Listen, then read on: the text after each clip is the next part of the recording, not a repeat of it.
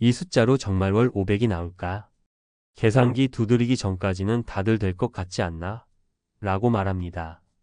그런데 막상 숫자를 넣는 순간 분위기가 바뀝니다. 은퇴 후 월 500, 이 말이 갑자기 희망이 아니라 공포로 바뀌는 지점이 딱 여기입니다. 은퇴 준비 상담을 하다 보면 가장 많이 듣는 말이 이겁니다. 큰 욕심 없어요. 그냥 월 500만 꾸준히 나오면 돼요. 듣기엔 참 소박해 보입니다. 그런데 이 말 뒤에는 공통된 착각이 하나 숨어 있습니다. 월 500이라는 숫자를 소득이 아니라 생활비로만 본다는 점입니다. 생활비는 지금 쓰는 돈이고 소득은 앞으로 만들어야 할 돈인데 이 둘을 같은 선상에 놓고 생각해 버리는 거죠. 직장 다닐 때는 월급이 자동으로 찍혔습니다. 별 생각 안 해도 500이든 600이든 들어왔습니다. 그래서 은퇴 후에도 비슷할 거라고 무의식적으로 기대합니다. 하지만 은퇴하는 순간 구조가 완전히 바뀝니다. 이제는 내가 만든 시스템이 돈을 벌어와야 합니다. 내가 아프든 시장이 흔들리든 물가가 오르든 상관없이 말입니다. 이걸 계산 안 하고 은퇴하면 월 500은 목표가 아니라 스트레스가 됩니다. 첫 번째 사례부터 말씀드려 볼게요. 50대 후반에 퇴직한 남성입니다. 퇴직금과 기존 자산을 합쳐서 약 10억 원 정도를 가지고 있었습니다. 본인은 당연히 월 500은 가능하다고 생각했습니다. 10억이면 많잖아요. 문제는 자산의 형태였습니다.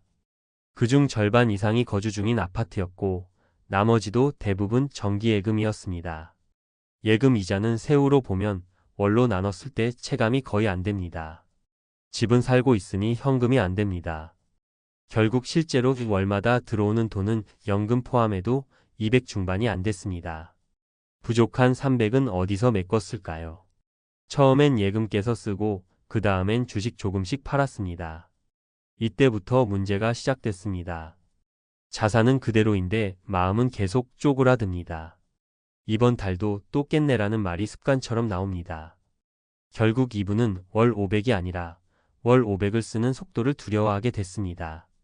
두 번째 사례는 조금 다릅니다. 자산은 7억 정도였습니다. 숫자만 보면 앞 사례보다 적습니다. 그런데 이분은 은퇴 전부터 계산을 해봤습니다. 월 500이 목표가 아니라 최소 월 현금 흐름이 얼마까지 나오는지가 기준이었습니다. 배당 중심 자산, 소형 임대, 연금 수령 시점 조절까지 다 합쳐서 월 300 후반 정도의 안정적인 흐름을 먼저 만들었습니다. 부족한 금액은 파트타임으로 메웠습니다. 중요한 건 이분은 나는 지금 월 500을 벌고 있다고 생각하지 않았다는 점입니다.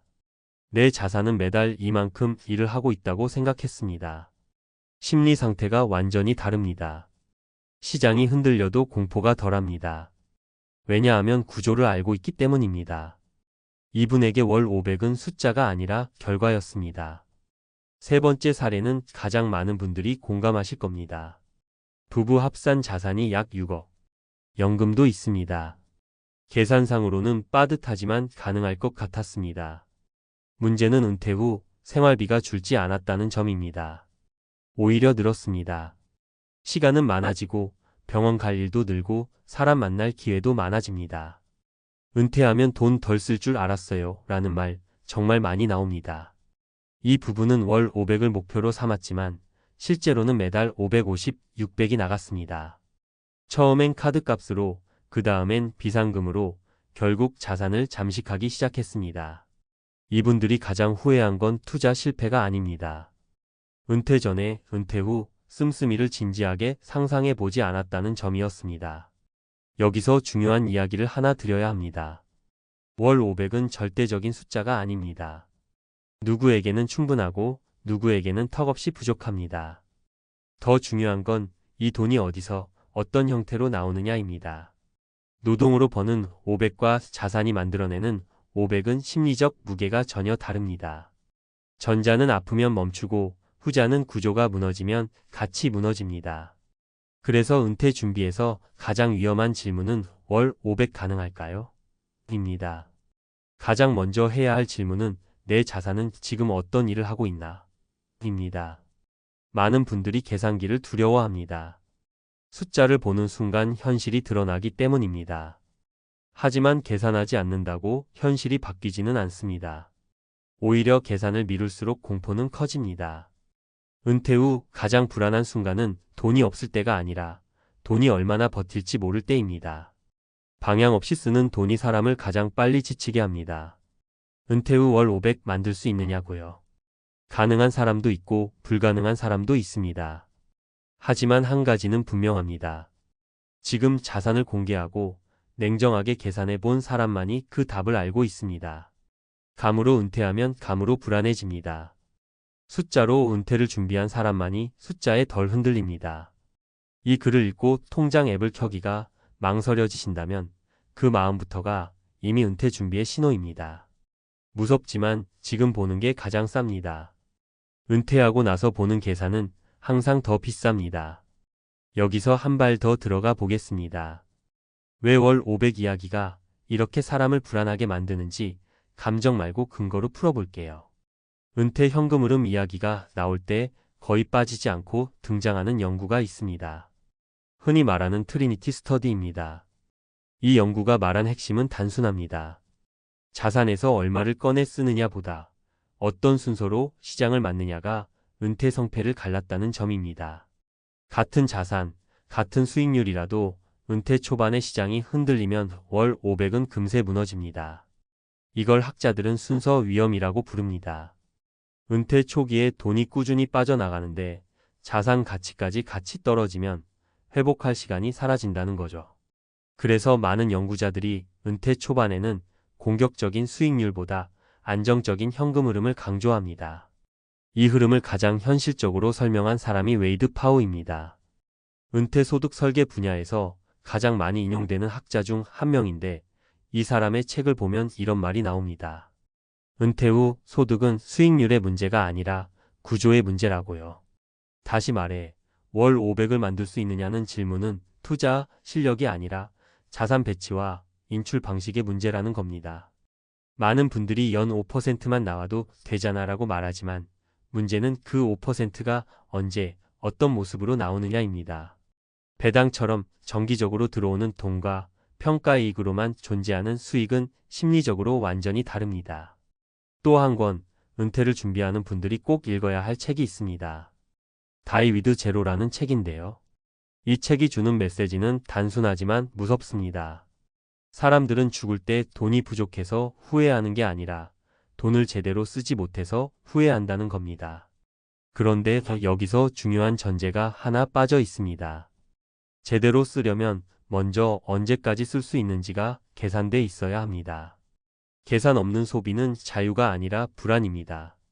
월 500을 쓰는 은퇴자가 편안하려면 그 500이 몇 년 동안 나와도 괜찮은지 이미 알고 있어야 합니다. 국내외 연구를 보면 또 하나 공통된 결론이 나옵니다. 은퇴자의 만족도는 자산 규모보다 예측 가능성과 더 강하게 연결돼 있다는 점입니다. 다시 말해 10억을 가지고도 매달 얼마가 나올지 모르는 사람보다 7억으로도 매달 들어오는 돈이 정해진 사람이 훨씬 안정감을 느낍니다. 그래서 연금, 배당, 임대 같은 반복 소득이 은퇴에서 과대평가되는 게 아니라 오히려 과소평가돼 왔다고 볼 수 있습니다. 이쯤 되면 질문이 바뀌어야 합니다. 월 500 가능할까요?가 아니라 내 자산은 어떤 방식으로 월 500에 가까워질 수 있을까요?로요. 어떤 분은 500 전부를 자산에서 뽑아야 하고 어떤 분은 300만 자산에서 나오면 나머지는 노동이나 활동으로 채울 수 있습니다. 연구에서도 완전 은퇴보다 부분 은퇴가 재무 안정성과 정신 건강 모두에서 더 긍정적이라는 결과가 계속 나옵니다. 은퇴는 일을 안 하는 상태가 아니라 선택권이 있는 상태에 가깝다는 이야기죠. 결국 월 500의 본질은 숫자가 아닙니다. 불확실성을 얼마나 줄였느냐입니다. 논문도 책도 실제 사례도 같은 말을 합니다. 은퇴 후 가장 위험한 순간은 자산이 줄어드는 순간이 아니라 왜 줄어드는지 설명이 안 되는 순간이라고요. 설명 가능한 인출은 관리가 되지만 감으로 버티는 인출은 공포가 됩니다. 그래서 은퇴 준비의 마지막 단계는 투자 공부가 아닙니다. 계산입니다. 냉정하지만 솔직한 계산. 이 계산을 끝낸 사람에게 월 500은 공포가 아니라 선택지가 됩니다. 계산을 피한 사람에게만 월 500은 끝까지 불안으로 남습니다. 문 닫는 날 셔터 내려오는 소리가 그렇게 크게 들릴 줄은 몰랐습니다. 그 순간 머릿속에 제일 먼저 스친 생각은 이제 어디로 가야 하지? 였습니다. 치앙마이에서 은퇴의 꿈을 시작할 때만 해도 이런 장면은 상상조차 안 했거든요. 물가 싸고 날씨 좋고 한국 사람 많고 한식당만 열면 최소한 먹고 사는 건 걱정 없을 거라 다들 그렇게 말했습니다. 문제는 그 말이 너무 그럴듯했다는 거였습니다. 은퇴 준비를 하다 보면 어느 순간 이런 생각이 듭니다. 이 나이에 다시 한국에서 버티는 게 맞나? 남은 인생은 조금 편하게 살아도 되지 않나? 그래서 치앙마이라는 이름이 등장합니다. 유튜브에는 월 생활비 이 정도면 충분합니다. 같은 영상이 넘쳐나고 카페에는 한식당 잘 됩니다. 라는 글이 계속 올라옵니다. 그걸 보고 있으면 불안보다 희망이 먼저 올라옵니다. 은퇴 후 삶을 다시 설계하는 게 아니라 마지막 승부수를 던지는 느낌으로요. 이야기 하나 해드리겠습니다. 첫 번째 사례입니다. 50대 후반에 퇴직한 어씨 부부입니다. 한국에서 자영업 경험도 있었고 음식 솜씨도 괜찮았습니다. 퇴직금과 모아둔 돈을 합쳐 치앙마이 중심가에서 작은 한식당을 열었습니다. 처음 몇 달은 정말 잘 됐습니다. 한국 관광객, 현지 한인, 장기 체류자까지 줄을 섰습니다. 그때 어씨는 이렇게 말했습니다. 이 정도면 노후 걱정은 끝났구나. 그런데 6달쯤 지나면서 손님이 눈에 띄게 줄기 시작했습니다. 비수기가 오자 매출은 반 토막이 났고 임대료와 인건비는 그대로였습니다. 현지 직원 관리도 쉽지 않았고 재료값은 계속 올랐습니다. 결국 빚으로 버티다 1년 반 만에 문을 닫았습니다. 남은 건 가게 보증금 손해, 장비 처분 손실, 그리고 한국으로 돌아갈 항공권 값이었습니다. 은퇴 후 삶을 지탱해 줄 거라 믿었던 가게가 노후를 가장 먼저 무너뜨린 겁니다. 두 번째 사례는 조금 다릅니다. B씨는 혼자 은퇴 후 치앙마이에 들어갔습니다. 나는 소박하게 살 테니 작은 식당이면 충분하다고 말하던 분이었습니다. 규모를 줄였으니 안전할 거라 생각했죠. 하지만 문제는 매출이 아니라 외로움이었습니다. 하루 12시간 가게를 지키고 쉬는 날도 없이 일하다 보니 사람이 점점 지쳐갔습니다. 몸이 아프면 대신 서줄 사람도 없었고 현지 병원 시스템은 낯설었습니다. 결국 장사는 유지했지만 삶의 질이 무너졌습니다. B씨는 이렇게 말했습니다. 돈보다 사람이 먼저 무너집니다. 은퇴 후 장사는 체력이 아니라 마음을 갉아먹어요. 결국 그는 가게를 넘기고 월세방으로 옮겼습니다. 남은 인생을 지키기 위해서였습니다.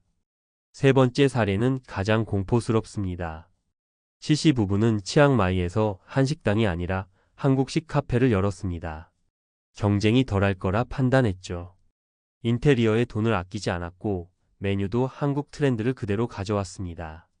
하지만 손님은 생각만큼 오지 않았습니다. 현지인에게는 비쌌고 관광객에게는 애매했습니다. 문제는 여기서 끝이 아니었습니다. 예상보다 빨리 현금이 말라버렸고 한국에 남겨둔 집을 담보로 대출까지 받았습니다. 조금만 더 버티면 된다는 말이 1년 넘게 이어졌고 그 사이 빚은 눈덩이처럼 불어났습니다.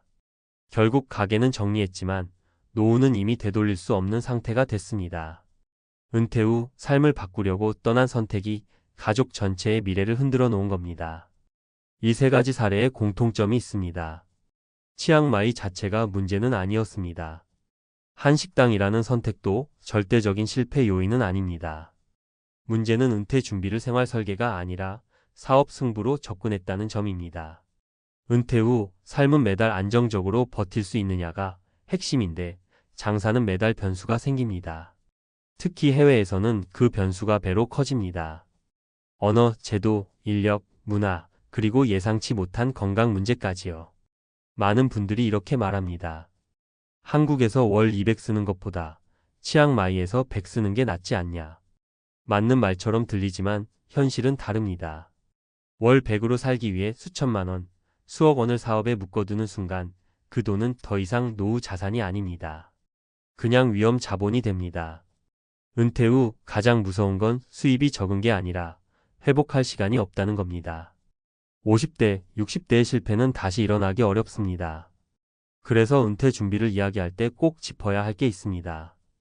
해외에서 장사를 할 생각이라면 그 장사가 망해도 삶이 유지되는 구조인지 먼저 계산해야 합니다. 그게 안 되면 그건 은퇴가 아니라 도박입니다. 치앙마이에서 시작된 은퇴의 꿈이 한식당 문 닫는 날 끝났다는 말, 남의 이야기 같지 않으시죠? 지금 이 글을 읽으면서 마음이 조금이라도 불편해졌다면 그건 겁주려는 게 아니라 미리 멈춰 서 보시라는 신호일지도 모릅니다. 은퇴 후 삶은 다시 시작할 기회가 많지 않습니다. 그래서 더 조심해야 합니다. 여기서 한 걸음 더 들어가 보겠습니다. 왜 이런 일이 반복될까요? 단순히 운이 나빠서일까요? 논문과 책을 보면 이건 개인의 판단 실수라기보다 은퇴 이후 인간이 빠지기 쉬운 구조적인 함정에 가깝습니다. 미국 경제학자들이 은퇴 후 의사 결정을 연구한 논문들을 보면 공통된 표현이 나옵니다. 은퇴 직후는 자유의 착시 구간이라는 겁니다. 직장에서 벗어난 해방감 때문에 사람은 위험을 과소평가하고 가능성은 과대평가합니다. 특히 평생 성실하게 일해온 사람일수록 나는 준비된 사람이라는 자기 확신이 강해집니다. 문제는 이 확신이 사업에서는 거의 보호장치가 되지 않는다는 데 있습니다. 은퇴 자산은 실패를 견디는 자본이 아니라 시간을 사는 자본인데 말이죠. 노벨 경제학상 수상자인 리처드 탈러가 쓴 행동경제학 책을 보면 이런 문장이 나옵니다. 사람은 손실을 피하려다 더 큰 손실을 만든다. 치앙마이 한식당 사례가 딱 그렇습니다. 장사가 안 되기 시작하면 대부분 이렇게 말합니다. 여기서 접으면 진짜 손해다. 그래서 버팁니다. 추가로 돈을 넣고 대출을 끌어옵니다. 그런데 은퇴 이후에는 이 조금만 덜하는 판단이 회복 불가능한 결과로 이어집니다. 현역 시절에는 실패 후 다시 벌 시간이 있었지만 은퇴 후에는 시간이 없습니다. 또 하나 중요한 연구가 있습니다. 은퇴자의 행복과 관련된 장기 추적 연구인데 소득 수준보다 중요한 요인이 예측 가능성이라는 결과가 나옵니다. 매달 얼마가 들어오고 얼마가 나가는지 예측할 수 있을 때 사람은 안정감을 느낍니다. 반대로 사업처럼 수입이 들쭉날쭉한 구조에서는 실제 수입이 더 많아도 불안이 커집니다. 치앙마이에서 장사한 분들이 공통으로 말하는 게 있습니다. 돈보다 잠을 못 잤다는 겁니다. 이건 숫자의 문제가 아니라 심리의 문제입니다. 은퇴 관련 고전으로 꼽히는 책들에서도 비슷한 경고가 나옵니다. 은퇴 후에는 성장 전략이 아니라 지속 전략을 써야 한다는 겁니다. 장사는 본질적으로 성장 전략입니다. 손님을 늘리고 매출을 키우고 경쟁에서 이겨야 합니다. 그런데 은퇴 후 삶은 다릅니다. 이미 충분히 살아왔고 이제는 버티고 유지하는 게 목표여야 합니다. 이 방향을 헷갈리는 순간 은퇴는 삶의 완성이 아니라 또 다른 생존 경쟁이 됩니다. 치앙마이 한식당이 특히 위험한 이유도 여기에 있습니다. 한식은 초기에는 분명 수요가 있습니다. 하지만 진입 장벽이 낮습니다. 누군가 잘 된다는 소문이 나면 바로 경쟁자가 늘어납니다. 이건 개인의 능력 문제가 아니라 구조 문제입니다. 해외 은퇴 이민 관련 서적들에서도 공통적으로 경고합니다. 현지에서 외국인이 할 수 있는 장사는 이미 포화 상태일 가능성이 높다고요. 안전해 보이는 선택일수록 늦게 들어간 사람에게는 가장 위험한 선택이 됩니다. 결국 핵심은 이겁니다. 은퇴 후 삶에서 가장 지켜야 할 건 수익률이 아니라 복구 가능성입니다. 실패했을 때 다시 돌아올 수 있느냐, 다시 숨을 고를 수 있느냐입니다. 논문과 책들이 하나같이 말하는 건 단순합니다. 은퇴 자산은 늘리는 자산이 아니라 줄어들지 않게 관리해야 할 자산이라는 겁니다. 치앙마이에서 시작된 은퇴의 꿈이 한식당 문 닫는 날 끝났다는 이야기는 비극처럼 들리지만 사실은 경고에 가깝습니다. 아직 선택하기 전이라면 방향을 바꿀 수 있습니다. 이미 떠날 준비를 하고 있다면 속도를 늦출 수 있습니다. 은퇴 후 삶은 인생의 마지막 승부수가 아닙니다. 마지막 휴식이어야 합니다. 이 차이를 이해하는 순간 같은 치앙마이라도 전혀 다른 결말을 맞이하게 됩니다. 아침에 눈을 떴는데 갈 곳이 없다는 걸 그제서야 실감하는 순간이 있습니다. 휴대폰 알람은 울리는데 출근할 이유가 없고 이메일을 열어봐도 회신 하나 없는 날이 계속됩니다. 통장은 매달 줄어드는데 다시 일할 수 있을 거라는 막연한 믿음은 하루하루 조금씩 깎여 나갑니다. 그때부터 공포가 시작됩니다. 돈이 없어서가 아니라 나라는 사람이 더 이상 필요 없는 존재가 된 것 같은 느낌 때문입니다. 경력보다 나이가 먼저 걸렸습니다. 이 말이 이렇게 아프게 다가올 줄 몰랐습니다. 서류를 넣을 때마다 경력은 충분합니다 라는 말을 듣다가도 마지막에 항상 같은 공기가 흐릅니다. 조직이 전다. 문화가 빠르다. 우리는 조금 더 역동적인 분을 찾는다. 돌려 말하지만 뜻은 하나입니다. 나이가 많다는 이유로 이미 탈락이라는 겁니다. 은퇴를 준비하던 시점이 아니라 아직 일할 수 있다고 믿었던 쉰을 넘긴 나이에 구직자가 된다는 건 생각보다 훨씬 잔인한 경험입니다. 많은 분들이 은퇴는 예고된 사건이라고 생각합니다. 정년까지 다니고 연금과 퇴직금으로 버티며 조금씩 내려놓는 삶을 상상합니다. 그런데 현실은 다릅니다. 회사는 생각보다 빨리 등을 돌리고 시장은 생각보다 냉정합니다. 은퇴 준비를 제대로 하지 못한 채 일터에서 밀려난 50대는 갑자기 은퇴자도 아니고 현역도 아닌 어정쩡한 자리에 서게 됩니다. 그 순간부터 재취업은 선택이 아니라 생존 문제가 됩니다. 첫 번째 사례를 떠올려 보겠습니다.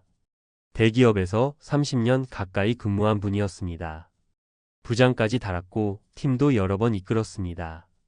본인은 솔직히 몇 군데만 지원하면 금방 다시 일할 수 있을 거라 생각했습니다. 하지만 현실은 달랐습니다. 서류는 통과해도 면접에서 계속 떨어졌습니다. 이유를 물으면 항상 비슷한 말이 돌아왔습니다. 경험은 훌륭한데 우리 조직과는 조금 맞지 않을 것 같다. 어느 순간부터 그는 자신의 경력을 설명하는 데서 멈추고 나이를 숨기는 법부터 고민하게 됐다고 합니다. 그때 처음으로 깨달았다고 합니다. 이 시장에서는 내가 쌓아온 시간이 오히려 짐이 될 수 있다는 사실을요. 두 번째 사례는 중소기업에서 평생을 버틴 분입니다. 화려한 직함도 대기업 간판도 없었지만 현장에서는 누구보다 성실했습니다. 갑작스러운 구조 조정으로 회사를 나왔고 생활비를 위해 바로 구직에 나섰습니다. 문제는 급여였습니다. 예전만큼은 아니어도 어느 정도는 받아야 생활이 유지되는데 제한받는 금액은 신입 수준이었습니다. 이 나이에 이 돈을 받고 일하느냐 아니면 일을 포기하느냐 사이에서 몇 달을 고민했습니다. 결국 그는 일을 택했지만 자존감은 크게 흔들렸습니다. 은퇴 준비를 못한 대가가 이렇게 크게 돌아올 줄은 몰랐다고 말합니다. 세 번째 사례는 조금 다릅니다. 비교적 준비를 했다고 생각한 분입니다. 투자도 조금 했고 비상금도 있었습니다. 그래서 재취업이 길어져도 버틸 수 있을 거라 믿었습니다. 그런데 문제는 돈보다 시간이었습니다. 집에 있는 시간이 길어질수록 자신이 점점 쓸모없는 사람처럼 느껴졌다고 합니다. 가족과의 관계도 미묘하게 변했습니다. 하루 종일 집에 있는 아버지를 자식들은 어색해했고 아내와의 대화도 줄어들었습니다. 결국 그는 말합니다. 은퇴 후 삶이 무너지는 건 통장이 아니라 자존감부터라고요. 이 세 가지 이야기에 공통점이 있습니다. 모두가 자신의 경력만 믿었다는 점입니다. 그리고 은퇴 준비를 돈의 문제로만 생각했다는 점입니다. 하지만 50대 이후의 삶은 돈과 일, 그리고 정체성이 동시에 흔들립니다. 재취업 시장에서 나이는 우리가 통제할 수 없는 변수입니다. 그래서 더 일찍 준비했어야 한다는 말이 나옵니다. 단순히 얼마를 모았느냐가 아니라 내가 일하지 않아도 견딜 수 있는 구조를 만들었는지 혹은 다른 방식으로 사회와 연결될 수 있는 통로를 만들어 두었는지가 중요해집니다. 많은 분들이 말합니다. 아직은 괜찮다고 조금만 더 버티면 된다고요. 하지만 위기의 50대는 갑자기 찾아옵니다. 회사에서 나오던 날이 은퇴의 시작이 되는 경우도 많습니다. 그때 가서 준비하려 하면 이미 늦은 경우가 많습니다. 재취업은 운과 타이밍의 영역이 되어버리고 선택권은 점점 줄어듭니다. 이 글을 읽으면서 마음이 불편해지셨다면 그건 아주 정상입니다. 이 이야기는 남의 이야기가 아니라 지금 이 순간에도 누군가가 겪고 있는 현실이기 때문입니다. 은퇴 준비는 은퇴 후를 위한 게 아니라 은퇴 이전의 위기를 버티기 위한 준비일지도 모릅니다. 경력보다 나이가 먼저 걸리는 순간이 오기 전에 일하지 않아도 무너지지 않는 삶의 기반을 만들어야 합니다. 그게 50대 이후를 지키는 최소한의 안전장치입니다. 지금 구직자라면, 그리고 은퇴를 앞두고 있다면 이 사실만은 분명히 기억하셨으면 합니다. 일이 끝나면 인생도 끝나는 게 아니라 준비 없이 일을 잃으면 인생이 흔들린다는 것. 이 차이를 만드는 건 생각보다 훨씬 이른 시기의 선택이라는 걸요. 앞선 이야기에서 가장 무서운 지점은 재취업 실패 그 자체가 아니라 그 과정에서 사람이 얼마나 빠르게 무너질 수 있느냐는 부분이었습니다. 이건 개인의 의지 부족이나 준비 부족만의 문제가 아닙니다. 이미 여러 연구와 책에서도 반복해서 경고해 온 구조적인 문제에 가깝습니다. 노벨 경제학상을 받은 생각에 관한 생각에서 다니엘 카너먼은 사람들이 미래를 계획할 때 지나치게 낙관적으로 판단하는 경향이 있다고 말합니다. 특히 자신의 능력과 통제력을 과대평가한다고 합니다. 많은 50대가 내 경력 정도면 다시 일할 수 있다고 믿는 것도 이 착각에서 벗어나기 어렵기 때문입니다. 문제는 시장은 개인의 믿음과 전혀 다른 기준으로 움직인다는 점입니다. 개인은 자신의 노력과 성과를 기억하지만 시장은 비용과 리스크부터 계산합니다. 나이가 많다는 건 곧 비용이 높고 변화에 적응하기 어렵다는 신호로 해석되는 경우가 많습니다. 또 하나 주목할 연구는 OECD의 고령 노동시장 보고서입니다. 이 보고서에서는 중장년층 실직 이후 재취업 확률이 급격히 떨어지는 시점을 명확히 보여줍니다. 특히 50대 중반 이후에는 재취업이 되더라도 임금 하락과 직무 수준 하락을 동시에 겪을 가능성이 높다고 분석합니다. 다시 말해, 일은 다시 할 수 있을지 몰라도 예전의 삶을 그대로 유지하는 건 거의 불가능에 가깝다는 뜻입니다. 이걸 모르고 은퇴 준비를 미루는 순간 선택지는 급격히 사라집니다. 심리적인 측면도 중요합니다. 정체성의 미래라는 책에서는 일과 정체성의 관계를 다룹니다. 이 책에서 말하는 핵심은 단순합니다. 우리는 생각보다 일을 통해 자신을 정의해 왔다는 겁니다. 명함이 사라지는 순간 자신이 누구인지 설명할 언어도 함께 사라지는 경우가 많습니다. 그래서 재취업 실패는 소득의 문제가 아니라 존재감의 문제로 번집니다. 앞서 소개한 세 번째 사례처럼 돈은 버틸 수 있어도 자존감이 먼저 무너지는 이유가 여기에 있습니다. 이 지점에서 은퇴 준비를 다시 생각해 봐야 합니다. 많은 분들이 은퇴 준비를 숫자의 문제로만 접근합니다. 얼마를 모아야 하나, 몇 %로 버텨야 하나.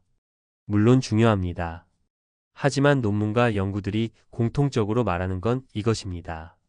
현금 흐름 이전의 역할의 전환이 준비되어 있느냐가 훨씬 중요하다는 점입니다.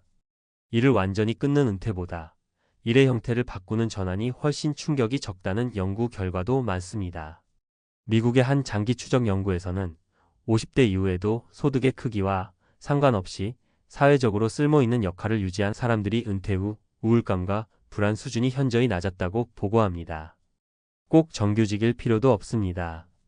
파트타임, 자문, 강의, 프로젝트 단위 일도 충분히 역할이 됩니다. 중요한 건 내가 여전히 사회와 연결돼 있다는 감각입니다. 그래서 50대의 재취업 실패를 개인의 실패로만 해석하면 답이 안 나옵니다. 이건 시스템과 인간 심리가 동시에 작동한 결과입니다. 경력보다 나이가 먼저 걸리는 시장에서 살아남으려면 정면 돌파만이 답은 아닙니다. 은퇴 준비란 결국 더 이상 선택받지 못해도 무너지지 않는 상태를 만드는 일에 가깝습니다. 지금 이 글을 읽는 분이 아직 일하고 있다면 재취업을 준비하라는 말보다 더 중요한 조언이 있습니다. 일의 끝을 준비하지 말고 일의 형태가 바뀌는 순간을 준비하셔야 합니다. 명함이 사라져도 자신을 설명할 수 있는 언어를 미리 만들어 두는 것, 월급이 줄어도 감당할 수 있는 생활 구조를 만들어 두는 것, 그리고 무엇보다 내가 쓸모없는 사람이 아니라는 감각을 돈과 분리해 두는 것. 이게 논문과 책들이 공통으로 말하는 가장 현실적인 은퇴 준비입니다. 50대의 위기는 갑자기 찾아오지만 대비는 지금부터 할 수 있습니다. 경력은 언젠가 끝나지만 삶의 역할은 준비한 만큼 이어진다는 사실을 너무 늦기 전에 받아들이셔야 합니다. 아침에 눈을 떴는데 갑자기 숨이 턱 막히는 순간이 옵니다. 회사는 이미 나왔고 월급 들어오던 날짜는 지났는데 통장에 찍힌 숫자는 생각보다 너무 작습니다. 아직 몸도 멀쩡하고 할 수 있는 것도 많은데 이상하게 마음부터 무너집니다. 이때 대부분이 이렇게 말합니다. 이 정도면 괜찮을 줄 알았는데요.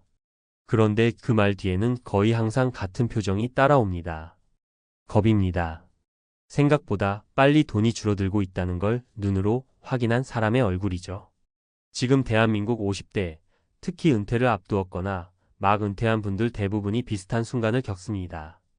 은퇴 전에는 노후가 숫자로만 보입니다.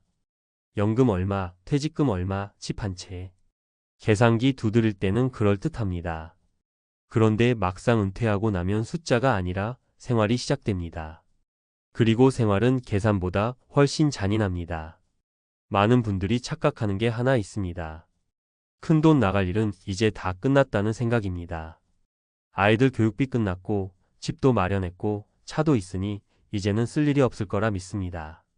하지만 은퇴 후 돈은 줄어드는 속도가 완전히 달라집니다. 왜냐하면 매달 들어오던 돈은 멈췄는데 나가는 돈은 오히려 더 또렷해지기 때문입니다. 병원비, 보험료, 관리비, 세금, 경조사비, 그리고 예상 못한 가족 변수까지. 이건 이론이 아니라 실제 이야기입니다. 첫 번째 사례를 하나 말씀드리겠습니다. 수도권에서 30년 넘게 직장 생활을 한 54세 남성입니다. 퇴직금과 예금, 퇴직연금 합쳐서 7억 정도를 들고 은퇴했습니다. 본인은 솔직히 안심했습니다. 주변에서도 그 정도면 걱정 없다는 말을 많이 들었습니다. 문제는 은퇴 후 첫 해였습니다. 월 생활비를 대충 250만 원으로 잡았는데 카드 명세서를 정리해보니 실제로는 350만 원 가까이 나가고 있었습니다. 이유를 하나씩 뜯어보니 무섭습니다. 평소엔 신경 안 쓰던 병원 진료비가 늘었고 집에 있는 시간이 많아지면서 식비와 관리비가 확 뛰었습니다. 여기에 자녀 결혼 준비로 목돈이 나갔습니다. 그분이 제게 했던 말이 아직도 기억납니다. 돈이 줄어드는 게 아니라 내가 줄어드는 느낌이었어요. 두 번째 사례는 52세 부부입니다. 이분들은 집 한 채가 전부였습니다. 시세로는 10억이 넘었습니다. 주변에서는 다 부자라고 했죠. 하지만 현금 흐름은 거의 없었습니다. 연금은 아직 시작도 안 됐고 생활비는 아내의 파트타임 소득에 의존했습니다. 문제는 금리와 세금이었습니다. 보유세, 수리비, 관리비가 은근히 큰 부담으로 다가왔습니다. 집값은 그대로인데 통장은 계속 말라갔습니다. 결국 이 부부는 집을 팔까 말까로 매일 싸우게 됐습니다. 은퇴 후 가장 힘든 게 돈보다 관계라는 말, 이분들 얘기입니다. 집 한 채가 우리 노후를 지켜줄 줄 알았는데 우리를 묶어버렸어요. 세 번째 사례는 조금 더 흔합니다. 50대 후반 여성, 조기 퇴직 후 연금만 믿고 지냈습니다. 국민연금 예상액을 보고 그래도 기본은 되겠지라고 생각했습니다. 그런데 막상 연금이 나오기 전까지 공백이 길었습니다. 그 사이 생활비를 예금으로 메웠습니다. 문제는 그 속도였습니다. 매달 조금씩 빠져나가는 돈을 대수롭지 않게 봤는데 2년이 지나자 통장이 눈에 띄게 얇아졌습니다. 그제서야 느꼈다고 합니다. 연금은 바닥을 막아줄 뿐 삶을 유지해주진 않더라고요. 이 세 사례의 공통점이 뭔지 아십니까? 낭비하지 않았다는 겁니다. 도박도 무리한 투자도 아닙니다. 그냥 평범하게 살았을 뿐입니다. 그런데도 불안은 피할 수 없었습니다. 은퇴 후 삶에서 가장 무서운 건 큰 실패가 아니라 아무 일도 없는데 서서히 무너지는 과정입니다. 전문가들이 공통적으로 말하는 게 있습니다. 은퇴 준비는 자산 규모보다 구조가 중요하다는 겁니다. 돈이 얼마나 있느냐보다 그 돈이 어떤 속도로 줄어드는지가 핵심입니다. 행동경제학 연구에서도 사람은 감소하는 숫자를 견디는데 굉장히 취약하다고 합니다. 매달 통장이 줄어드는 걸 보는 순간 삶의 만족도와 자존감이 동시에 떨어집니다. 이건 의지의 문제가 아닙니다. 인간의 뇌가 그렇게 반응하게 돼 있습니다. 그래서 은퇴 후 삶을 준비할 때 가장 먼저 점검해야 할 건 얼마 있나가 아니라 어떻게 버티나입니다. 현금 흐름이 없는 은퇴는 생각보다 훨씬 공포스럽습니다. 집이 있어도 자산이 있어도 매달 들어오는 돈이 없으면 마음은 계속 쫓깁니다. 반대로 자산이 많지 않아도 일정한 흐름이 있으면 삶은 훨씬 안정됩니다. 많은 50대 분들이 이렇게 말합니다. 조금만 더 벌고 나갈 걸. 그런데 현실은 조금 더 버는 것보다 구조를 바꾸는 게 훨씬 중요합니다. 은퇴는 쉬는 시간이 아니라 완전히 다른 게임으로 넘어가는 순간입니다. 회사 다닐 때 쓰던 기준으로 살면 반드시 어긋납니다. 이 글을 읽으면서 마음이 불편해지셨다면 그건 아주 정상입니다. 대부분의 분들이 이 현실을 애써 외면하다가 은퇴 후에야 정면으로 마주합니다. 하지만 지금 불편해지는 건 늦지 않았다는 신호이기도 합니다. 통장 잔고를 보는 순간 느끼는 공포는 준비 부족의 결과이기도 하지만 동시에 방향을 바꿀 수 있는 마지막 경고일 수도 있습니다. 은퇴 후 진짜 노후는 화려하지 않습니다. 대신 아주 현실적입니다. 그리고 그 현실은 생각보다 많은 50대가 똑같이 겪고 있습니다. 중요한 건 혼자가 아니라는 사실, 그리고 지금이라도 구조를 점검하면 이야기는 달라질 수 있다는 점입니다. 지금 통장을 보는 눈이 달라진다면 그걸로 이미 첫걸음은 시작된 겁니다. 앞선 이야기에서 느끼셨겠지만 이 불안은 개인의 계산 실수라기보다 구조적인 문제에 가깝습니다. 이걸 좀 더 깊이 들여다보면 학자들이 오래전부터 경고해온 지점과 정확히 맞닿아 있습니다. 괜히 많은 은퇴자들이 같은 시점에 같은 감정을 느끼는 게 아닙니다. 행동 경제학의 대가인 데니얼 카너먼은 인간이 이익보다 손실에 2배 이상 민감하다고 말했습니다. 같은 금액을 벌 때보다 잃을 때 훨씬 더 큰 고통을 느낀다는 겁니다. 은퇴 후 통장이 줄어드는 경험이 유독 공포로 다가오는 이유가 바로 여기 있습니다. 월급 받을 땐 별 감흥 없던 숫자가 은퇴 후엔 하루의 기분을 좌우합니다.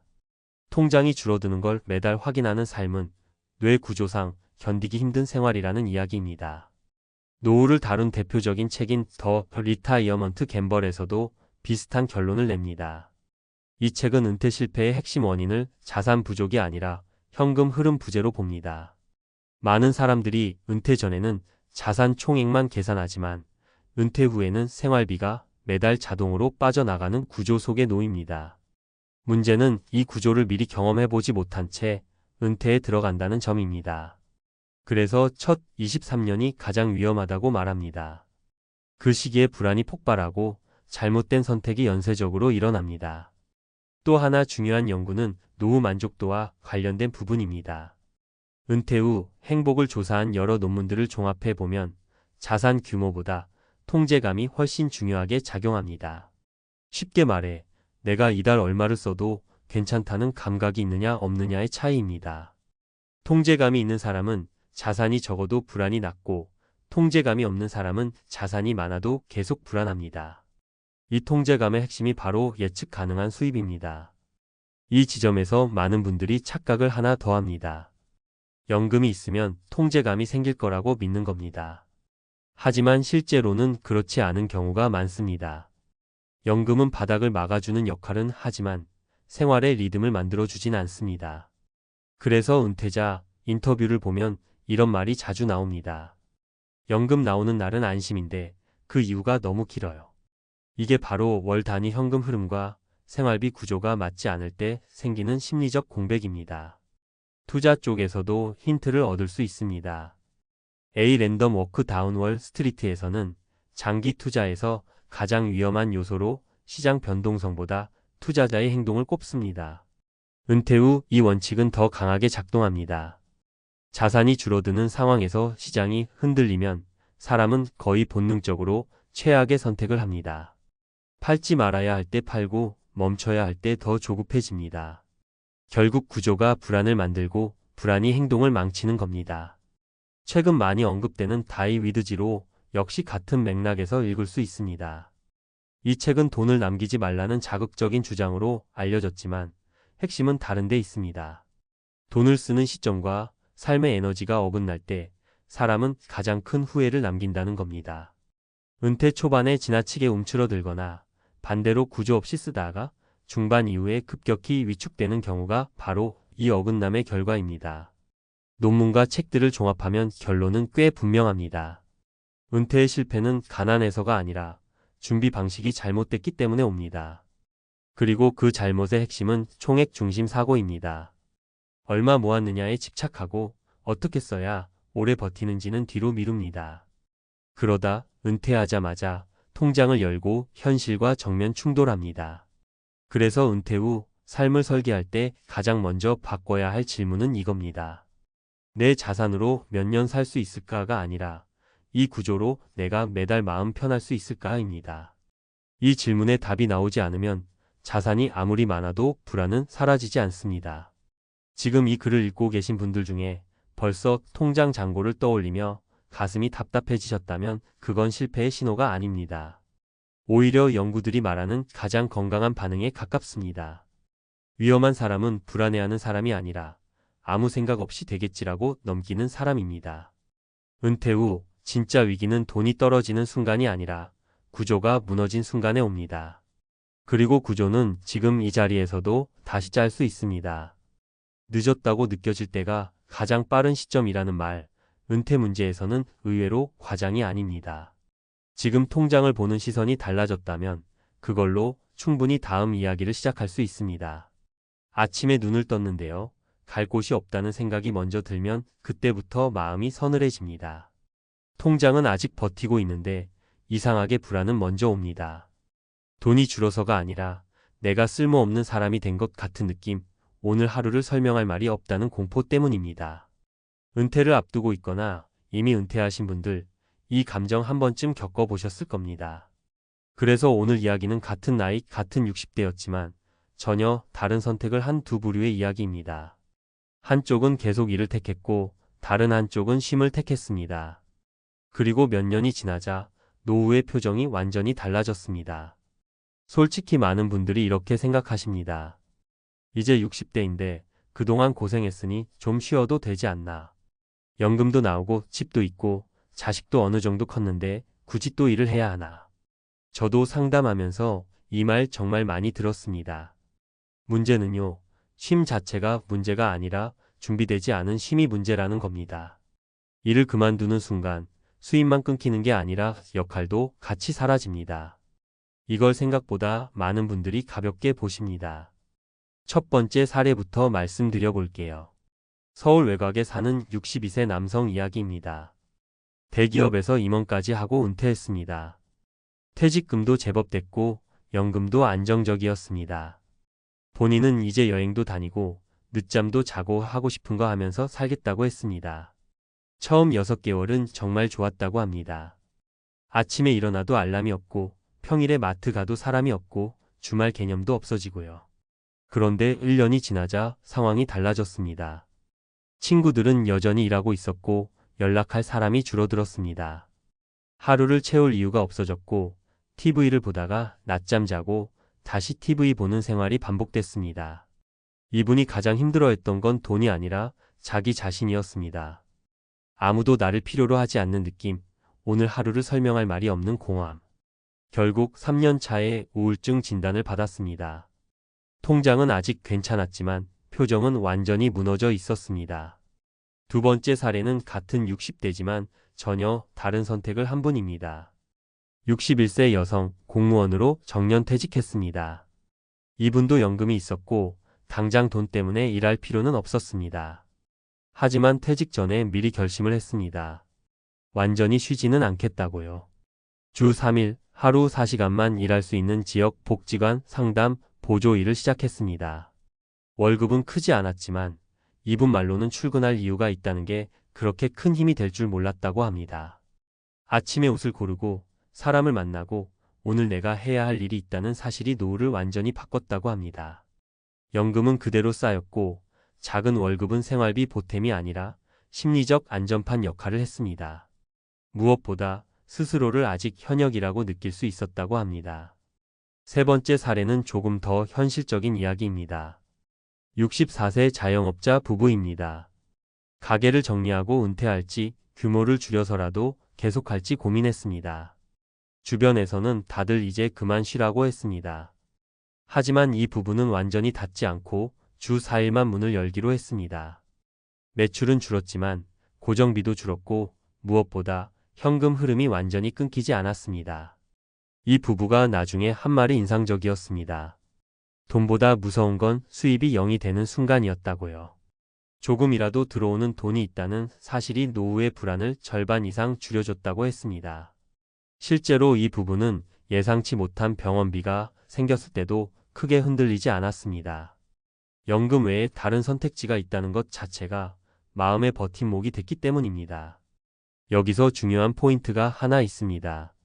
이를 택한 60대가 다 행복하고 60대가 다 불행한 건 아닙니다.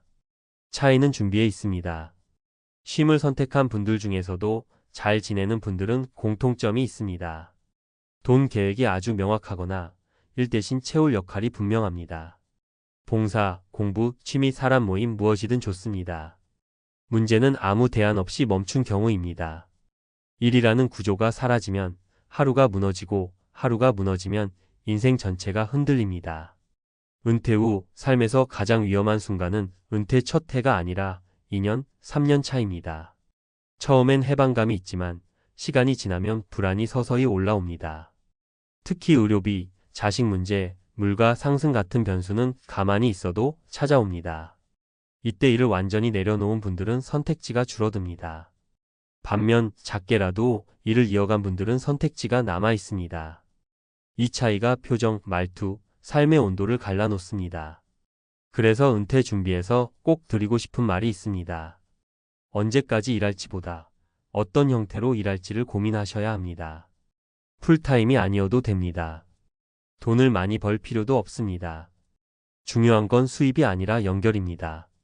사회와의 연결, 사람과의 연결, 그리고 나 자신과의 연결입니다.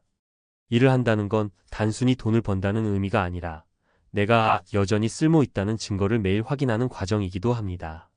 같은 나이, 같은 60대라도 선택은 완전히 다른 노후를 만듭니다. 일을 택한 사람은 웃고 쉼을 택한 사람은 불안해질 수 있습니다. 하지만 이건 운명이 아니라 준비의 차이입니다. 은퇴를 앞두고 계시다면 오늘 이렇게 한번 스스로에게 물어보셨으면 합니다. 나는 정말 쉴 준비가 되어 있는가? 아니면 멈추는 걸 선택하려는 건 아닌가? 이 질문에 솔직해지는 순간 노후의 방향은 생각보다 또렷해집니다. 조금 더 깊이 들어가 보겠습니다. 왜 일을 택한 60대는 웃고 쉼을 택한 60대는 불안해지는 경우가 많을까요? 이건 개인 성향 문제가 아니라 이미 여러 연구와 책에서 반복해서 확인된 구조적인 문제입니다. 미국 심리학회에서 은퇴 후 정신 건강을 추적한 연구를 보면 은퇴 이후 우울감과 불안이 가장 크게 증가하는 시점이 은퇴 직후가 아니라 2년에서 4년 사이로 나타납니다. 처음엔 자유롭고 해방된 느낌이 강하지만 시간이 지나면서 사회적 역할 상실이 누적되기 때문입니다. 이 연구에서 흥미로운 점은 소득 수준보다 역할 유지 여부가 정신 건강에 더 큰 영향을 미쳤다는 겁니다. 돈이 많아도 하루에 내가 왜 일어나는지 설명할 이유가 없는 사람은 빠르게 무너졌습니다. 이 부분은 행복의 조건에서도 아주 명확하게 나옵니다. 하버드 성인 발달 연구는 75년 넘게 사람들의 삶을 추적했는데요. 노년의 행복을 결정짓는 가장 강력한 요인은 자산 규모가 아니라 의미 있는 관계와 역할이었습니다. 여기서 말하는 역할은 꼭 직업일 필요는 없습니다. 하지만 연구진은 분명히 말합니다. 그 역할이 정기적이고 책임이 따르며 타인에게 영향을 미칠수록 삶의 만족도가 높아진다고요. 다시 말해 그냥 취미 수준이 아니라 내가 빠지면 누군가 불편해지는 구조가 필요하다는 겁니다. 경제학 쪽에서도 비슷한 결론이 나옵니다. 노벨 경제학상 수상자인 데니얼 카너먼은 은퇴 이후 행복을 분석하면서 흥미로운 표현을 씁니다. 사람은 소득이 줄어서 불행해지는 게 아니라 통제력을 잃는 순간부터 불행해진다고요. 일을 완전히 멈추면 수입의 통제권뿐 아니라 시간, 인간관계, 선택의 통제권이 동시에 줄어듭니다. 반면 작게라도 일을 유지하는 사람은 삶의 핸들을 여전히 쥐고 있다는 감각을 유지합니다. 이 차이가 불안을 갈라놓습니다. 실제 금융 연구에서도 같은 맥락이 반복됩니다. 은퇴자, 자산 고가를 분석한 여러 논문을 보면 자산이 빨리 무너진 사람들의 공통점은 예상보다 지출이 커서가 아니라 수입이 완전히 0이 된 상태에서 작은 충격에도 대응하지 못했다는 점입니다. 병원비, 자녀 지원, 집 수리 같은 사건이 한 번만 터져도 심리적으로 크게 흔들립니다. 반면 월 몇십이라도 현금이 들어오는 구조가 있는 은퇴자는 같은 사건을 겪어도 판단이 훨씬 차분합니다. 돈의 크기가 아니라 흐름의 유무가 문제였던 겁니다. 이 대목에서 꼭 언급하고 싶은 책이 있습니다. 은퇴는 없다입니다. 이 책에서 저자는 이렇게 말합니다. 노후의 가장 위험한 상태는 완전히 끝났다고 느끼는 순간이라고요. 일을 그만둔 것이 문제가 아니라 더 이상 성장할 필요가 없다고 스스로 선언하는 순간부터 사람이 급격히 늙는다고 설명합니다. 실제로 이 책에 등장하는 사례들을 보면 주당 몇 시간의 자문, 강의, 파트타임만으로도 삶의 만족도가 크게 달라집니다. 결국 핵심은 명확합니다. 은퇴 후 삶에서 중요한 질문은 얼마나 쉬어도 되나가 아니라 무엇으로 나를 대체할 것인가입니다. 일을 내려놓을 거라면 그 일을 대신할 구조를 먼저 만들어야 합니다. 구조 없는 쉼은 휴식이 아니라 공백이 되고 공백은 생각보다 빠르게 불안을 키웁니다. 그래서 저는 늘 이렇게 말씀드립니다. 은퇴를 준비하신다면 돈 계산만 하지 마시고 역할 계산도 같이 하셔야 합니다. 매달 얼마가 필요하냐만큼 매주 몇 번 사람을 만나고 내가 책임져야 할 일이 무엇인지도 계획하셔야 합니다. 일을 계속하든 다른 형태의 역할을 만들든 그 선택이 노후의 표정을 결정합니다. 같은 60대라도 결과가 다른 이유는 단순합니다. 한쪽은 멈췄고 다른 한쪽은 형태를 바꿨을 뿐입니다.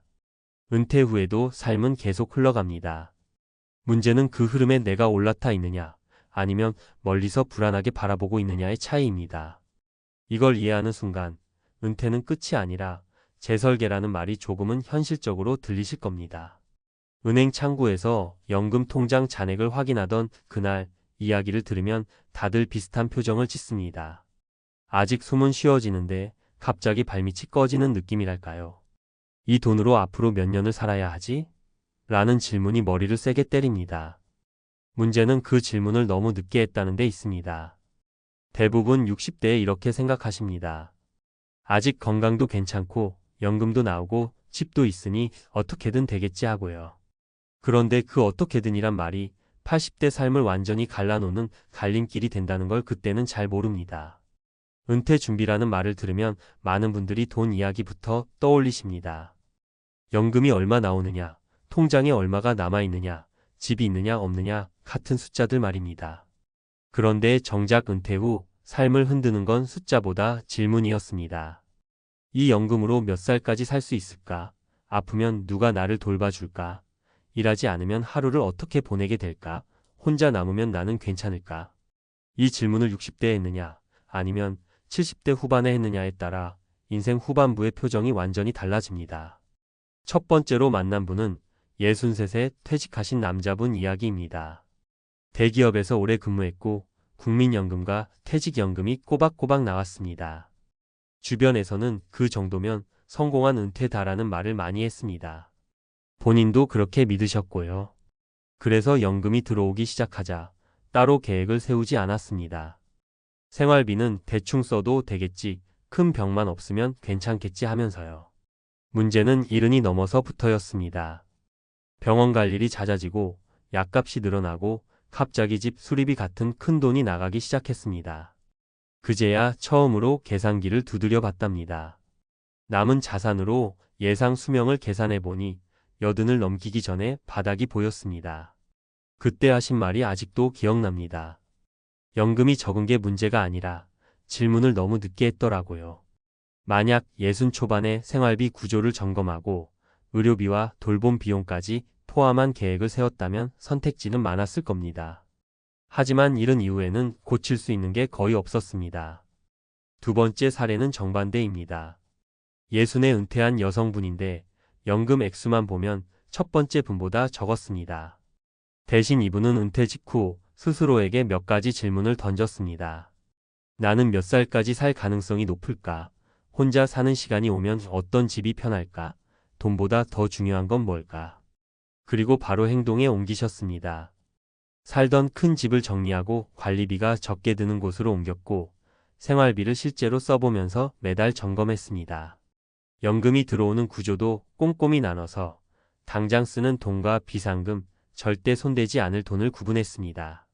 무엇보다 혼자 있는 시간이 길어질 걸 대비해 동네 모임과 소소한 일거리를 만들어 두셨습니다.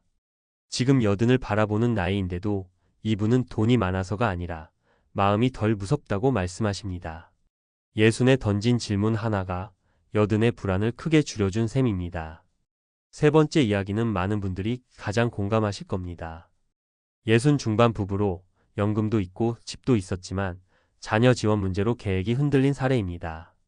지금 도와주면 애들이 나중에 알아서 하겠지라는 생각으로 학자금, 결혼자금, 전세자금을 계속 보태주셨습니다.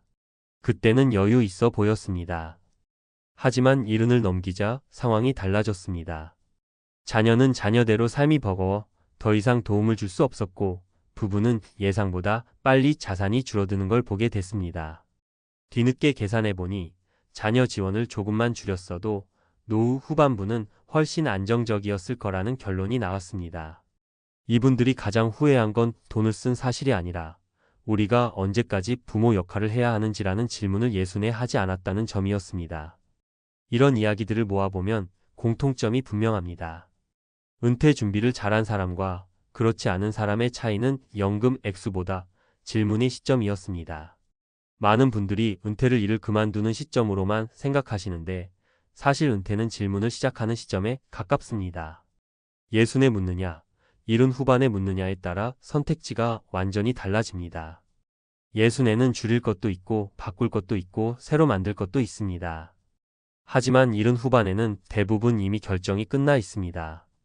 그래서 은퇴 준비에서 가장 중요한 건 거창한 투자 전략이 아니라 스스로에게 솔직해지는 질문입니다. 내가 생각하는 노후는 정말 현실적인가? 연금이 끊어지지 않는다는 이유로 안심하고 있는 건 아닌가? 돈보다 먼저 무너질 수 있는 건 건강과 관계는 아닌가? 이 질문을 미루면 미룰수록 나중에 마주하는 현실은 더 차갑습니다. 여든의 삶은 예순의 선택으로 만들어집니다. 그리고 그 선택은 대부분 하나의 질문에서 시작됩니다. 지금 내 연금과 자산으로 나는 어떤 노후를 살게 될까? 이 질문을 오늘 하느냐, 나중에 하느냐가 남은 인생의 온도를 바꿉니다. 아직 예순이라면 늦지 않았습니다. 오히려 지금이 가장 빠른 시점일 수도 있습니다. 여기서 한 걸음 더 들어가 보겠습니다. 왜 어떤 사람은 같은 연금, 비슷한 자산을 가지고도 80대까지 비교적 안정적으로 살고 어떤 사람은 70대부터 불안에 잠기느냐는 질문입니다. 이건 개인 성향의 문제가 아니라 이미 연구와 책에서 반복해서 확인된 패턴에 가깝습니다. 노후 연구에서 자주 인용되는 개념이 하나 있습니다. 바로 장수 위험입니다. 사람들은 은퇴를 준비할 때 수익률 위험은 계산하지만 오래 사는 위험은 과소평가합니다. 웨이드 파우 교수는 은퇴 소득 연구에서 아주 직설적으로 말합니다. 은퇴 실패의 가장 큰 원인은 투자 실패가 아니라 생각보다 오래 살아버리는 것이라고요. 이 말이 무서운 이유는 대부분의 60대가 이렇게 생각하기 때문입니다. 우리 집안은 오래 안 살아. 그런데 통계적으로 보면 평균 수명보다 오래 사는 사람이 절반입니다. 평균이라는 말 자체가 이미 절반은 그보다 더 산다는 뜻이니까요. 이 질문을 예순에 던진 사람과 이른 후반에 던진 사람의 차이는 여기서부터 벌어집니다. 또 하나 흥미로운 연구는 은퇴 후 소비 패턴입니다. 많은 분들이 나이가 들수록 돈을 덜 쓰니까 괜찮을 거라고 생각하시는데 데이비드 블랑쳇의 연구를 보면 현실은 다릅니다. 은퇴 초반에는 소비가 줄어드는 것처럼 보이지만 후반부로 갈수록 의료비와 돌봄 비용이 다시 급격히 올라갑니다. 문제는 이 지출이 통제 불가능하다는 점입니다. 여행은 안 가면 그만이지만 병원비는 선택이 아니니까요. 그래서 연금이 지속적으로 들어온다는 사실보다 중요한 건 예상치 못한 지출을 버틸 구조가 있는가입니다. 이 질문을 예순에 했던 사람은 대비를 하지만 그렇지 않은 사람은 그때 가서야 공포를 느끼게 됩니다. 심리적인 측면도 빼놓을 수 없습니다. 다니엘 카너먼은 사람의 행복이 소득 수준보다 예측 가능성에 더 크게 좌우된다고 말합니다. 쉽게 말해 돈이 많아서 행복한 게 아니라 앞으로의 삶이 어느 정도 그려질 때 불안이 줄어든다는 겁니다. 은퇴 후 불안이 커지는 이유는 돈이 줄어서라기보다 앞이 안 보이기 때문입니다. 그래서 어떤 분들은 자산이 더 적어도 마음이 편하고 어떤 분들은 더 많은 돈을 가지고도 매일 통장을 들여다보며 잠을 설칩니다. 차이는 숫자가 아니라 질문을 통해 미래를 그려봤느냐입니다. 책에서도 같은 이야기가 반복됩니다. How much can I spend in retirement? 에서는 은퇴 계획을 정답 찾기가 아니라 범위 설정이라고 설명합니다. 정확한 미래를 맞힐 수는 없지만 최악과 최선의 시나리오를 미리 그려보는 것만으로도 노후의 질이 크게 달라진다는 겁니다. 이 작업을 예순에 하면 선택지가 많지만 이른 후반에는 이미 대부분 닫혀 있습니다. 결국 은퇴 준비의 본질은 돈을 불리는 기술이 아니라 불확실성을 관리하는 태도입니다. 연금이 얼마냐 보다 그 연금이 흔들릴 때 어떻게 대응할 수 있느냐가 더 중요합니다. 집이 있느냐 없느냐 보다 그 집이 나의 노후를 지켜주는 자산인지 아니면 발목을 잡는 고정비인지가 핵심입니다. 그리고 이 판단은 반드시 몸이 아직 움직일 때, 머리가 또렷할 때 해야 합니다. 예순에 던진 질문 하나가 여든의 삶을 가른다는 말은 과장이 아닙니다. 연구도 책도 실제 사례도 모두 같은 방향을 가리킵니다. 늦게 묻는 질문은 답이 없는 경우가 많고 일찍 묻는 질문은 선택지를 만들어줍니다. 은퇴는 끝이 아니라 질문의 시작이라는 말이 그래서 나옵니다. 지금 이 순간 스스로에게 묻는 질문 하나가 훗날의 공포를 줄이는 가장 확실한 준비일지도 모릅니다. 카드 명세서가 먼저 도착한 날이었습니다. 은퇴는 끝났고 월급은 끊겼는데 생활은 그대로였던 그날이요. 숫자를 보는 순간 숨이 막히더군요. 아직 큰 병도 없고 집도 있는데 이상하게 바닥이 보이는 느낌이 들었습니다. 그때 머릿속을 스친 생각이 딱 하나였습니다. 내가 50대에 이 말을 들었더라면 지금 이 공포는 없었을 텐데요. 은퇴 준비 이야기를 하면 다들 돈부터 떠올리십니다. 얼마가 있어야 안전한지, 연금은 충분한지, 집은 팔아야 하는지 말이죠. 그런데 은퇴하고 나서 정말 무서운 건 돈이 모자랄까 하는 불안보다 돈을 대하는 태도가 바뀌지 않았다는 사실이더군요. 일할 때 몸에 밴 소비 습관, 체면 비교, 이게 그대로 따라옵니다. 월급이 없다는 현실은 하루아침에 와 있는데 마음은 여전히 현역일 때에 멈춰 있는 겁니다. 50대에 이 말을 들은 사람과 못 들은 사람의 차이는 여기서 갈립니다. 은퇴는 돈의 문제가 아니라 구조의 문제라는 말입니다. 얼마를 모았느냐 보다 그 돈이 어떻게 빠져나가고 다시 들어오는 구조를 만들어 놨느냐가 전부라는 이야기죠. 이걸 늦게 깨달은 분들은 공통적으로 같은 말을 하십니다. 돈이 줄어드는 속도를 보고서야 은퇴가 실감났다고요. 제가 직접 본 첫 번째 사례는 퇴직금과 자산 합쳐서 제법 여유 있어 보이던 분 이야기입니다. 회사 다닐 때는 늘 성실했고 주변에서도 노후 걱정 없을 거라고 했던 분이었죠. 은퇴 후에도 처음 몇 년은 여행도 다니고 취미도 즐기셨습니다. 문제는 생활비였습니다. 한 달에 얼마를 쓰는지 정확히 모르고 그냥 통장에서 빠져나가는 대로 살았습니다.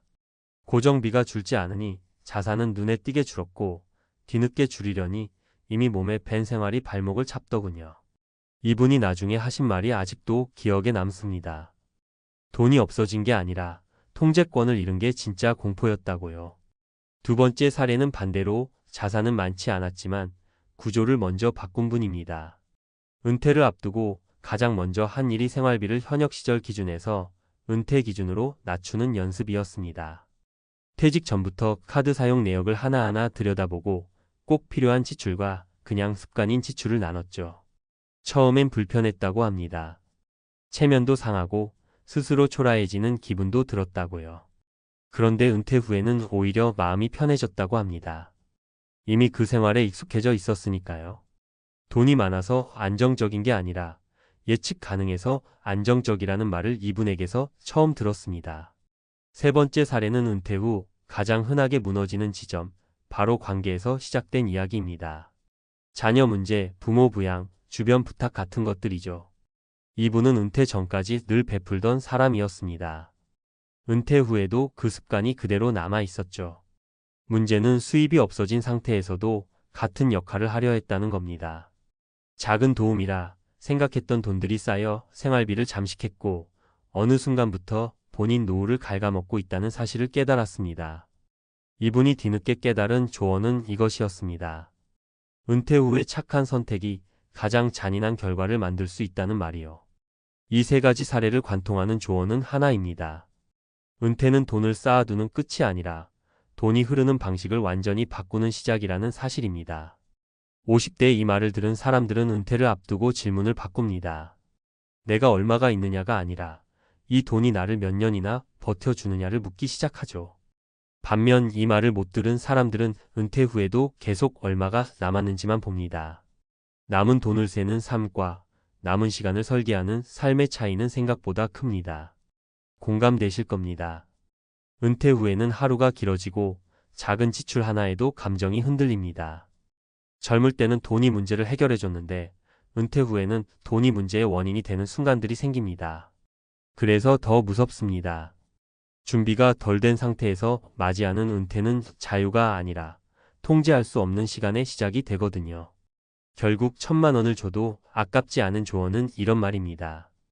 은퇴 후에도 지금처럼 살 수 있을 거라는 가정부터 버리라는 이야기요. 그 가정을 버리는 순간부터 진짜 준비가 시작됩니다. 50대에 이 말을 들은 사람들은 은퇴를 두려워하지 않습니다. 이미 삶의 크기를 조절해봤고 돈의 속도를 낮춰봤으니까요. 하지만 이 말을 못 들은 사람들은 은퇴 후에도 계속 달리려다 어느 날 갑자기 숨이 막히는 순간을 맞이합니다. 혹시 지금 은퇴를 앞두고 계시다면 또는 이미 은퇴하셨다면 한 번만 스스로에게 물어보셨으면 합니다. 지금 쓰는 이 속도로, 이 구조로 나는 몇 년을 버틸 수 있을까요? 이 질문을 50대에 던진 사람과 은퇴 후에 던진 사람의 차이는 생각보다 훨씬 큽니다. 그리고 그 차이는 시간이 갈수록 더 잔인하게 드러납니다. 여기서 한 걸음만 더 들어가 보겠습니다. 왜 이 조언이 돈으로도 못 사는 말이 되었는지, 그리고 왜 책과 논문까지 같은 방향을 가리키는지요. 은퇴를 다룬 연구들을 보면 공통된 결론이 하나 있습니다. 은퇴 후 삶의 만족도를 결정하는 핵심 요인은 자산 규모가 아니라 통제감이라는 점입니다. 다시 말해 돈이 많아서가 아니라 내가 내 삶을 조절하고 있다는 느낌이 있느냐 없느냐가 갈림길이 된다는 이야기입니다. 미국의 노후 연구에서 자주 인용되는 개념이 하나 있습니다. 라이프 사이클 가설이라는 건데요. 젊을 때 벌고 중년에 축적하고 노년에 쓰는 구조입니다. 문제는 현실의 은퇴자들이 이 이론처럼 살지 않는다는 데 있습니다. 실제 연구들을 보면 은퇴자 상당수가 은퇴 후에도 현역 시절의 소비 패턴을 유지하려다 심리적 불안을 겪습니다. 돈이 줄어드는 건 계산으로는 이해하지만 감정이 따라오지 못하는 거죠. 이때 나타나는 게 만성적인 불안, 과도한 절약, 혹은 반대로 현실 부정입니다. 모두 통제감을 잃었을 때 나타나는 전형적인 반응입니다. 책에서도 같은 이야기를 합니다. 은퇴와 행복을 다룬 여러 책들을 보면 반복해서 나오는 문장이 있습니다. 은퇴는 경제 이벤트가 아니라 심리적 전환이라는 말입니다. 특히 은퇴 초기 몇 년이 중요한데 이 시기에 자신의 생활 규모와 소비 기준을 재설정하지 못하면 이후 10년, 20년이 계속 불안 속에서 흘러간다고 말합니다. 돈이 줄어서가 아니라 줄어드는 것을 받아들이지 못해서요. 행동경제학 쪽 연구를 보면 더 흥미롭습니다. 인간은 손실을 이익보다 훨씬 크게 느낀다는 손실회피 성향을 갖고 있다고 하죠. 은퇴 후 통장에서 돈이 빠져나가는 걸 볼 때 느끼는 불안은 실제 금액보다 훨씬 크게 증폭됩니다. 그래서 많은 은퇴자들이 합리적인 지출에도 죄책감을 느끼거나 반대로 지금 안 쓰면 손해라는 생각에 무리한 소비를 하기도 합니다. 이게 바로 구조 없이 은퇴를 맞이했을 때 생기는 심리적 혼란입니다. 여기서 다시 그 조언으로 돌아옵니다. 은퇴는 돈의 문제가 아니라 구조의 문제라는 말이 왜 무서운 진실인지요. 구조를 먼저 만든 사람들은 이 손실 회피의 함정에서 비교적 자유롭습니다. 왜냐하면 돈이 줄어드는 장면을 이미 예상했고 그 안에서 내가 통제할 수 있는 범위를 만들어 놨기 때문입니다. 매달 얼마를 써도 괜찮은지, 어디까지는 줄일 수 있고 어디는 줄이면 안 되는지 스스로 알고 있습니다. 이 상태가 바로 연구에서 말하는 통제감입니다. 반대로 이 구조 없이 은퇴한 사람들은 계속 계산만 합니다. 지금 얼마 남았지? 이 속도면 몇 년 버티지? 혹시 큰 병이라도 걸리면 어쩌지? 이 질문들이 반복되면 삶은 점점 축소됩니다. 실제로 은퇴자, 우울감과 사회적 고립을 다룬 논문들을 보면 경제적 빈곤보다 미래 예측 불가능성이 훨씬 큰 스트레스 요인으로 나타납니다. 돈이 적어도 예측이 되면 버티지만 돈이 있어도 예측이 안 되면 무너진다는 이야기입니다. 그래서 50대의 이 말을 들은 사람들은 준비의 방향이 다릅니다. 더 벌 궁리를 하기보다 어떻게 쓰며 살지를 연습합니다. 책에서 말하는 은퇴 성공 사례들도 하나같이 비슷합니다. 은퇴 전 몇 년 동안 일부러 생활비를 줄여보거나 소득이 없는 달을 가정하고 살아보는 시기입니다. 이게 바로 구조를 몸에 익히는 과정입니다. 숫자가 아니라 감정을 훈련하는 거죠. 결국 1,000만 원짜리 조언이라는 건 이런 겁니다. 은퇴 후 불안은 돈의 양이 아니라 준비되지 않은 변화에서 온다는 사실을 미리 알게 해주는 말입니다. 이 말을 일찍 들은 사람들은 은퇴를 인생의 하강 국면으로 보지 않습니다. 속도를 낮춘 새로운 국면으로 봅니다. 하지만 이 말을 못 들은 사람들은 은퇴 후에도 계속 달리려 하고 달릴 힘이 사라진 뒤에야 멈추게 됩니다. 그래서 책과 논문이 한 목소리로 말하는 결론은 단순합니다. 은퇴 준비의 마지막 단계는 통장 잔고를 늘리는 게 아니라 줄어드는 통장을 바라보는 나 자신의 태도를 바꾸는 일이라는 것. 이걸 50대에 깨달은 사람과 은퇴 후에 깨달은 사람의 차이는 시간이 갈수록 더 선명해집니다. 그리고 그 차이는 돈으로는 절대 살 수 없습니다.